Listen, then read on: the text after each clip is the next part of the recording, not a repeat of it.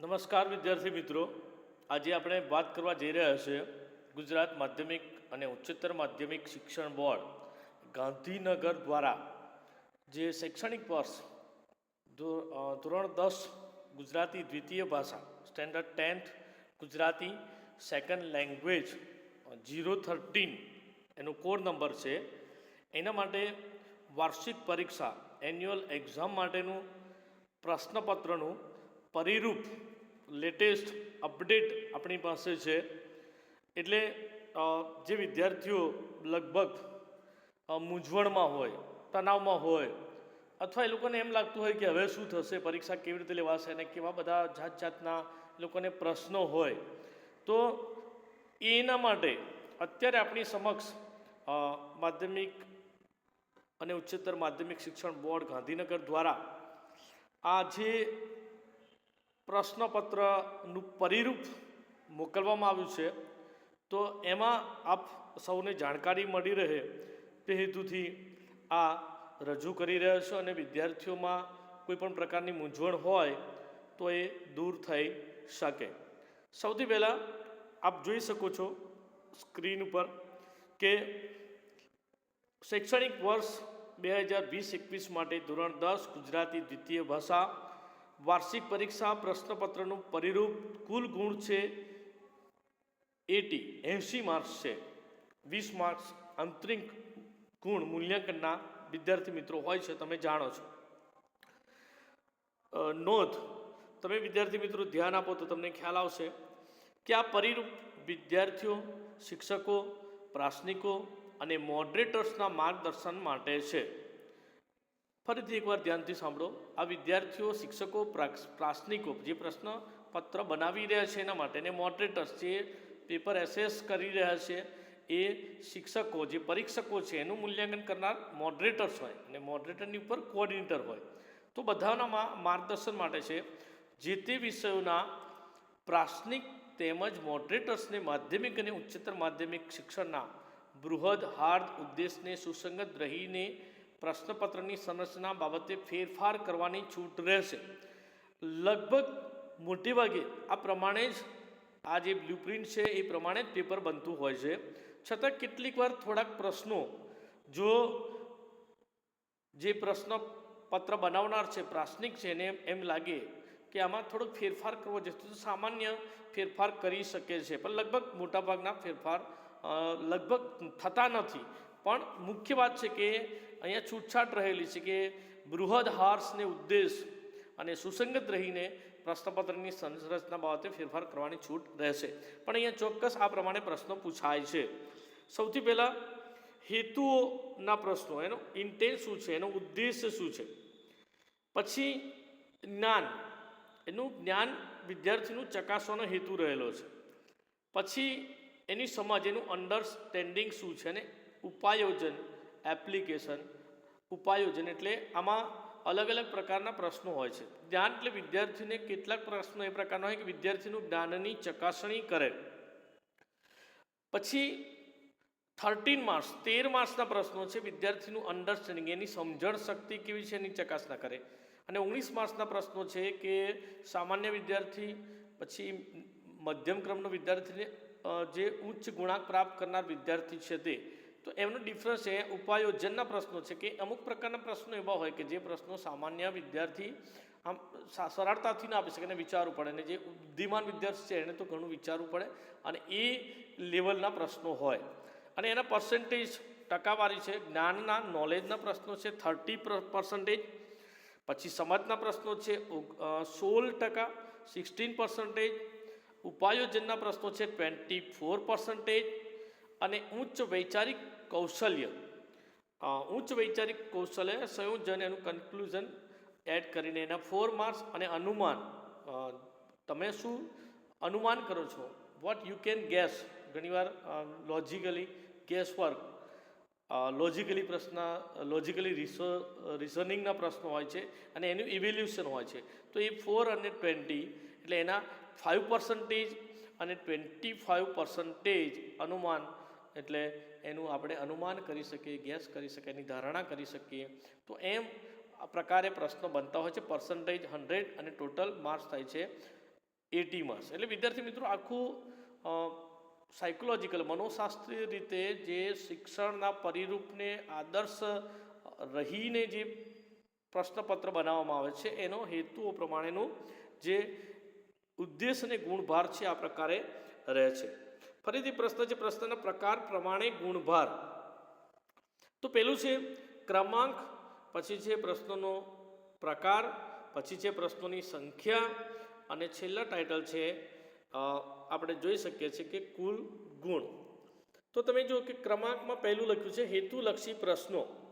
હેતુલક્ષી પ્રશ્નો એટલે વિદ્યાર્થીઓ ઓબ્જેક્ટિવ ટાઈપના પ્રશ્નો. You are studying English medium school, you know that objective types question. તો એ હેતુલક્ષી પ્રશ્નો પૂછાય છે, જેમાં ઘણીવાર MCQ મલ્ટિપલ ચોઇસ ક્વેશ્ચન પ્રકારના પ્રશ્નો હોય છે, બહુ વિકલ્પ પ્રકારના પ્રશ્નો કહેવાય છે.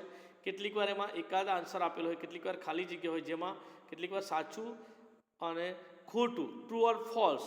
તો જનરલ વિકલ્પ આપેલો હોય એવા પ્રશ્નો વિકલ્પ વગરના અને વિકલ્પ સાથે બંને થઈને 24 માર્ક્સ. આગળ આપણે એની ચર્ચા કરીએ છીએ કેવું પ્રશ્નપત્ર છે. પછી અતિ ટૂંક જવાબી પ્રશ્ન. અતિ ટૂંક જવાબી પ્રશ્ન means dear students, you can understand, અતિ ટૂંક જવાબી means very short answer without general option and with general option. Without general option and with general option 12 marks. First હેતુલક્ષી objective type question answer 24 marks with general option and without general option. Second અતિ ટૂંક જવાબી very special very short answer 12 marks with the general option, without general option, without general option and with general option. Equal weightage, it should be asked 12 marks. ટૂંક જવાબી પ્રશ્નો. ટૂંક જવાબી પ્રશ્નો એટલે દોસ્તો short answer. In this also general વિકલ્પ વિના, એટલે કોઈ પણ optional, general optional, without general optional and with general option. Here 4 marks. ધ્યાન આપવા જેવું છે, અહીંયા 4 માર્ક્સ છે ને અહીંયા 6 માર્ક્સ છે વિકલ્પ સાથે, એટલે આમાં વિકલ્પ આમાં આવશે 2 માર્ક્સના વધારે, મીન્સ 8 માર્ક્સ. પછી આવશે લાંબા પ્રશ્ન, લેન્ધી આન્સર. ઘણા પ્રશ્નો આપણે જેને કહીએ છીએ કે લાંબા પ્રશ્નો, સવિસ્તાર ઉત્તરો લખો. તો જનરલ વિકલ્પ વિના અને જનરલ વિકલ્પ સાથે, એટલે એના 8 માર્ક્સ છે ને જનરલ વિકલ્પ સાથેના 11 છે, ટોટલ 28. અને છેલ્લે આવશે નિબંધ પ્રકારના પ્રશ્નો, એસે ટાઈપ ક્વેશ્ચન આન્સર. જનરલ વિકલ્પ વિના 1 અને જનરલ વિકલ્પ સાથે 3 માર્ક્સ છે, 1 અને 3 8 માર્ક્સ. જનરલ વિકલ્પ વિના કુલ 49 એટલે કે 49 માર્ક્સ, અને જનરલ વિકલ્પ સાથે 56 મીન્સ કુલ 80 marks, total 80 marks. Means general વિકલ્પ with the objective types, with the objective question answer 56 and weightage total marks. હેતુલક્ષી પ્રશ્નો objective type 24, 12, 6, 11 and 3 56 marks with the general option, and without general option 49. means total our marks is Gujarati second language 13 is 80 marks. Once again તમને સમજાયું હશે. હવે વિભાગ પ્રમાણે ગુણભાર, આપણે જે section છે તેમાં કેવી રીતે ગુણભાર હોય. તો તમે જો કે ક્રમ 1 વિભાગનું નામ અને ગુણ. ક્રમ 1 વિભાગનું નામ અને ગુણ. તો તમને ખ્યાલ આવે કે એમાં જે ગુણ છે તો વિભાગ એ છે સેક્શન એ. તો આપણે જોઈએ કે સેક્શન એની અંદર ગદ્ય વિભાગ છે. ગદ્ય વિભાગ means you are studying English medium school, that you if can't understand, means gadya vibhag means prose section. Total marks is 20. Gadya means prose. Path vibhag section A 20 marks. Second section B padya vibhag means poetry section 20 marks. Both weightage is equal given here.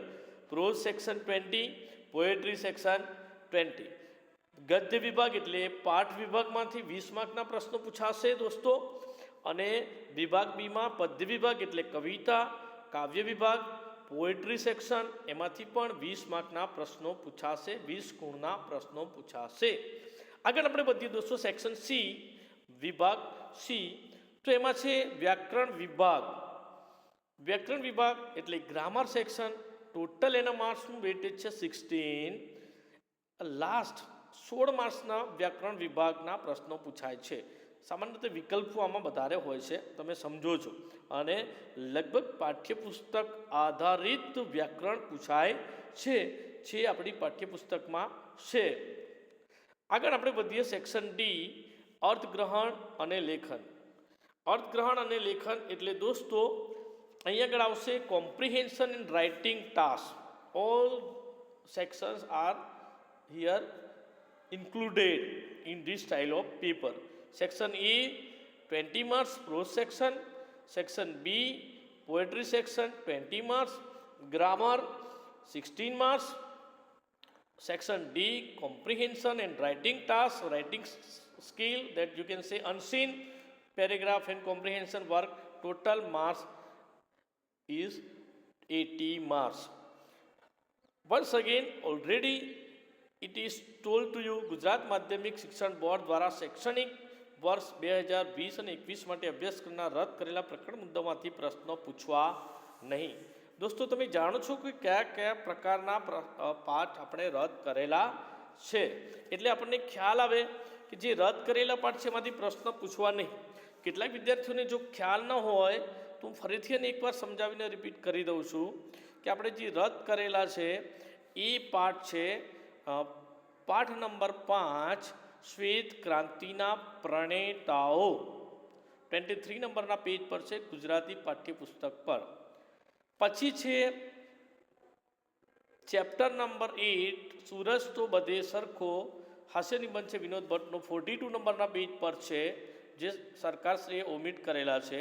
પછી છે number 9 કવિતા હાથ મેળવીએ, ઉર્મિકાવ્ય નિરંજન ભગત. 46 નંબરના page પર છે. પછી નથી ટૂંકી વાર્તા છે મોહમ્મદ માકડ 51 નંબરના પેજ પર. અને પછી 11th નંબર દિવાન ખાનામાં અછંદસ કવિતા પન્ના નાયકની છે 58 નંબર.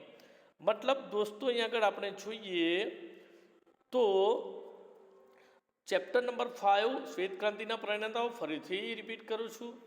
પછીથી સુરત તો બધે સરખો, પછી હાથ મેળવીએ, નથી ટૂંકી વાર્તા, 11 દિવાન ખાનામાં, પન્ના નાયકનું અછંદસ કાવ્ય. એટલે 1 2 3 4 અને 5 આપણા ચેપ્ટર અહીંયા આપણને જે બોર્ડે મોકલેલું જે અભ્યાસક્રમ છે એ પ્રકરણ આ પૂછાવાના નથી, એવું અત્યાર સુધીની માહિતી છે. હવે આપણે આગળ વધીએ કે કેવી રીતના પેપર આપણું હશે. તો તમે જુઓ કે જેમ જેમ આગળ વધીએ તો અહીંયા પ્રશ્નપત્રનું માળખું છે, એના વિશે આપણે ચર્ચા કરીએ. તો પ્રશ્નપત્રનું માળખું એ રીતે છે કે જેમાં શરૂઆતમાં તમે જુઓ તો કુલ ગુણ 80 માર્ક્સ, વાર્ષિક પરીક્ષા. પ્રશ્નપત્રનું માળખું પરિરૂપ છે ગુજરાત માધ્યમિક શિક્ષણ બોર્ડ દ્વારા. તો સૌથી પહેલાં જોઈએ તો આપણે એમાં જોઈએ સમય 3 કલાક, કુલ ગુણ 80. પેટા વિભાગમાં વાત કરીએ, વિભાગ તથા પ્રશ્નની વિગત, કુલ ગુણ. તો પહેલું જે સેક્શન છે વિભાગ એ, ગદ્ય વિભાગ એટલે પ્રોઝ સેક્શન, પાઠ વિભાગ, એમાં કુલ ગુણ છે 20 માર્ક્સ, 20 માર્ક્સ. તો એમાં શું પૂછાશે? પાઠ વિભાગમાંથી જે આપણા ચેપ્ટર છે પાઠના એમાંથી પૂછાશે. તો શું પૂછાશે? તો સૌથી પહેલું યોગ્ય જોડકા રીતે જોડીને ફરીથી લખો ગમે તે 3, લગભગ 4 હોય એમાંથી આપણને શું પૂછાય? તો 3 માર્ક્સનું આવશે. તો એમાં શું હશે દોસ્તો? પાત્ર અને ઉક્તિ. તો પાત્ર અને ઉક્તિ હોય તો એમાં આ પાત્રમાં આ કોણ બોલે છે? ફોર એક્ઝામ્પલ કોઈ પાઠ હોય તો એમાં આપણે જોઈએ કે આપણને કોઈ પાત્રમાં કોઈ વાક્ય કોઈના દ્વારા બોલાતું હોય તો એ વાક્ય કોના દ્વારા બોલાય છે એ આપણને ખાસ ધ્યાન રાખવાનું છે કે આ વાક્ય કોણ બોલે છે. ઘણીવાર આપણને ખબર નથી પડતી અને આપણે સમજતા નથી, એટલે આપણે આમાંથી એવું નક્કી કરવાનું નથી કે પાત્ર અને ઉક્તિ. તો ઘણીવાર પાત્ર પૂછાય અને ઉક્તિ પૂછાય કે આ વાક્ય પાઠ કોઈ પણ પાઠ આપણી પાસે છે તો એ પાઠમાંથી આપણને એમ પૂછવામાં આવે કે આ વાક્ય કોણ બોલે છે, તો વાક્ય બોલનાર કોણ છે, તો સામે નામ લખેલા હશે અને એની સામે અહીંયા જે તે પાત્ર લખેલા હશે. તો આમાંથી એવું નક્કી છે કે આમાંથી ગમે તે પૂછી શકે, પાત્ર અને ઉક્તિ પૂછી શકે. ફોર એક્ઝામ્પલ આપણે વાત કરીએ કે બા ગાંધીજીને જેલમાં કાગળ લખવાનું નહીં ચૂકતી, તો વાક્ય દીપક બોલે છે. તો દીપક એ પાત્ર છે અને એણે બોલેલી ઉક્તિ બા ગાંધીજીને જેલમાં કાગળ લખવાનું નહીં ચૂકતી એ છે. એટલે પાત્ર પૂછાય ને સામે ઉક્તિ પૂછાય. પછીથી આવી કૃતિ અને કર્તા. તો કૃતિ કે જે રચના કરી છે, જે કૃતિ છે એનો પ્રકાર કયો છે, તો આપણને સામાન્ય રીતે આપણે અલગ અલગ પ્રકારની કૃતિઓ આપણે ભણી રહ્યા છીએ. તો કૃતિ એટલે જે કાવ્ય છે ને પાઠ છે, બંને આપણે કૃતિ કહી શકીએ. તો ફોર એક્ઝામ્પલ એમાં લખ્યું કે મોરલી. તો મોરલી છે એ કાવ્યનો જે પ્રકાર છે અને એમાં કયું કર્તા છે એનો, તો એનો કર્તા આપણે જોઈએ કવિત્રી મીરાબાઈ. મીરાબાઈએ આ લખેલું છે. તો મીરાબાઈ એ કૃતિનું નામ થયું મોરલી અને એના જે કર્તા છે એ મીરાબાઈ છે. બીજું આપણે એક્ઝામ્પલ લઈએ શરણાઈના સૂર. તો શરણાઈના સૂર એ કૃતિ છે અને એના કર્તા છે ચુનીલાલ મડિયા. તો આ પ્રકારના ઓબ્જેક્ટિવ આપણને દોસ્તો પૂછાય છે. પછી આગળ ત્રીજું પૂછાય છે એમાં કે કૃતિ છે અને એનો પ્રકાર કયો છે. તો આપણે જોયું કે પહેલું મોરલી.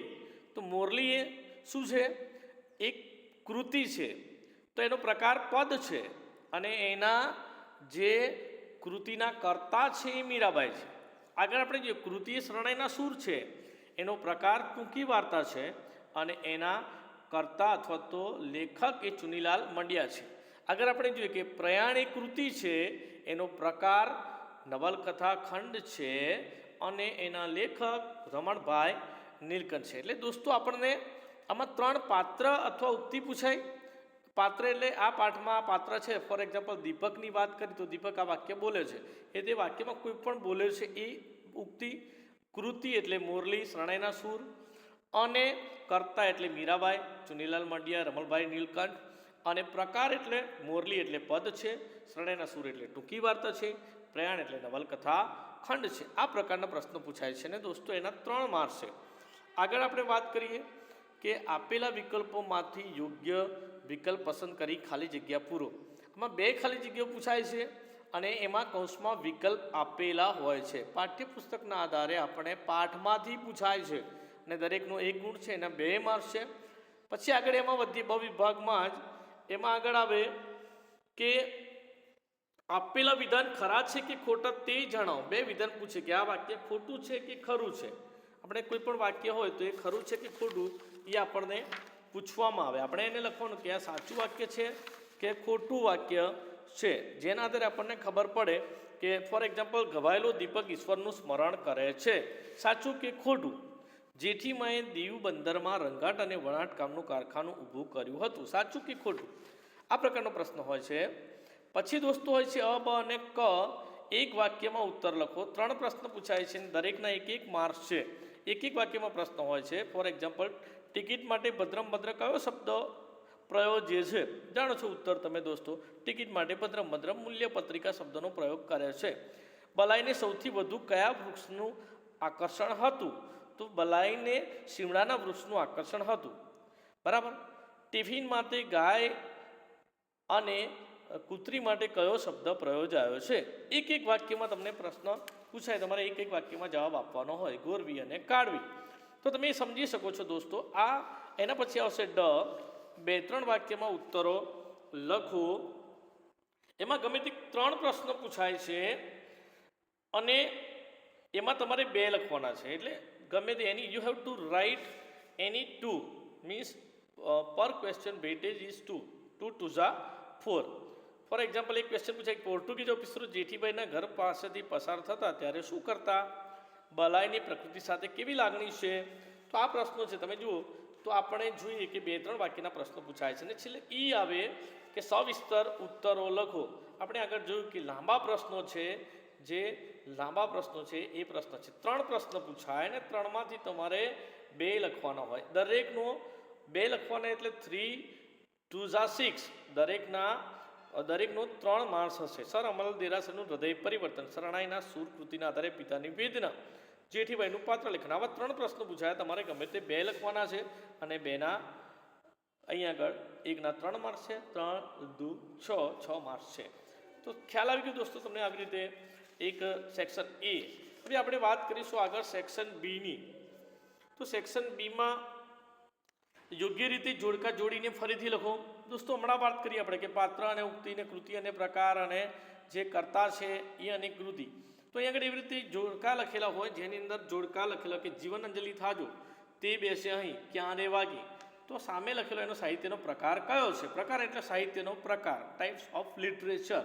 તો ફોર એક્ઝામ્પલ આપણે વાત કરીએ કે તે બેસે અહીં, તો આ ગઝલ છે. સમજાય છે ને દોસ્તો? તો આવી રીતે જીવન અંજલિ થાજો તો એનો પ્રકાર કયો છે? આપણે આવી રીતે લખવાનું હોય છે.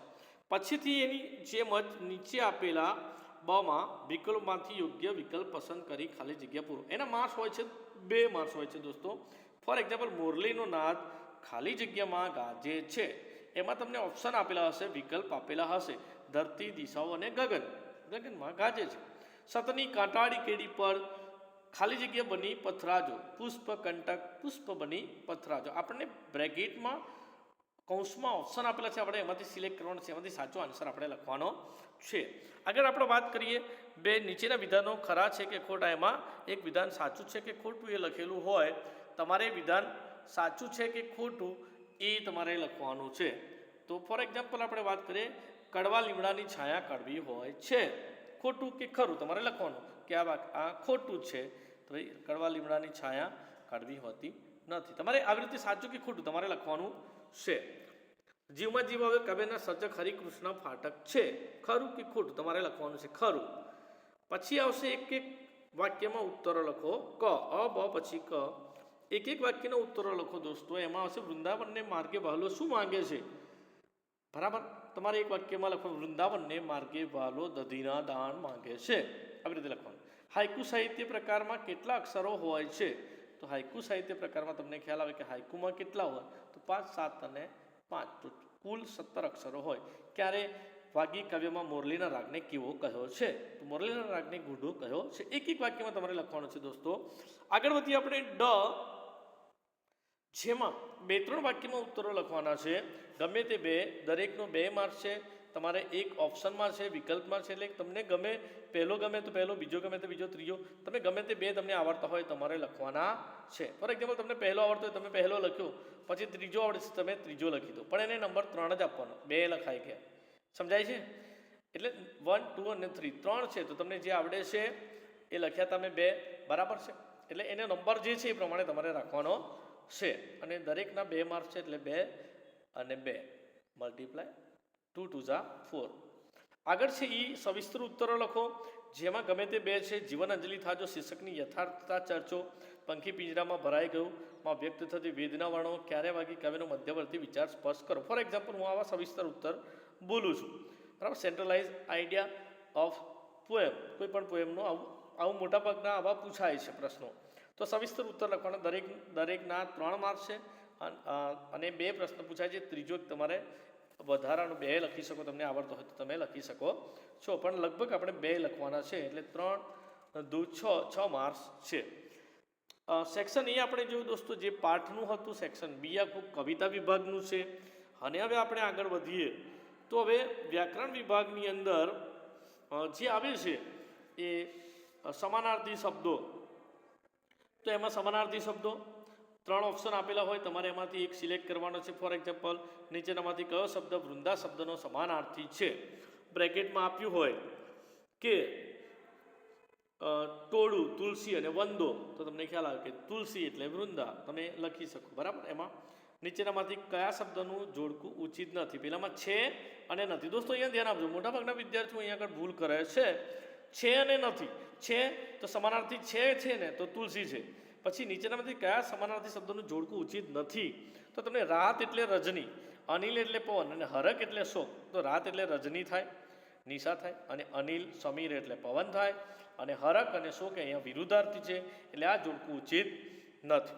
એટલે દોસ્તો આપણને સમાનાર્થી, વિરોધી, પછી નીચે આપણને આગળ વધીશું એમ ખ્યાલ આવશે કે નીચે શબ્દના જોડકા આપ્યા છે, એમાં વિરોધી શબ્દ આપેલો હોય તો વિરોધી શબ્દ શોધીને લખો. તો ઉદય શબ્દનો વિરોધી લખો. 3 તમને ઓપ્શન આપે છે, અસ, ઉગુ, વ્યસ. તો ઉદય એટલે અસ, તમે એને વિરોધમાં લખી શકો. અથવા વિરોધી જોડકું કયું ઉચિત નથી, તો એવા પ્રશ્નો પૂછાય તમને. એક એક કરીને એવા પ્રશ્નો પૂછાય છે. એટલે 1 માર્ક્સનું છે અને નથી, 1 માર્ક્સ, બરાબર છે. એટલે એનો 1 માર્ક્સ છે. આગળ સાચી જોડણી, પછી એમાં આવશે જોડણી સુધારો.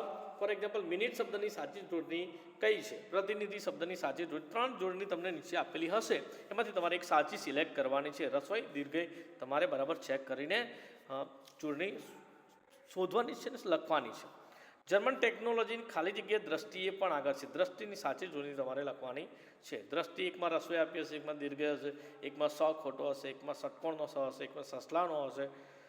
પછી સંધિ કઈ રીતે જોડેલી છે, ચિત્ત પ્લસ આતુર, ચિંતાતુર, ચિંતાતુર, તમને આવી રીતે લખેલું હશે દોસ્તો.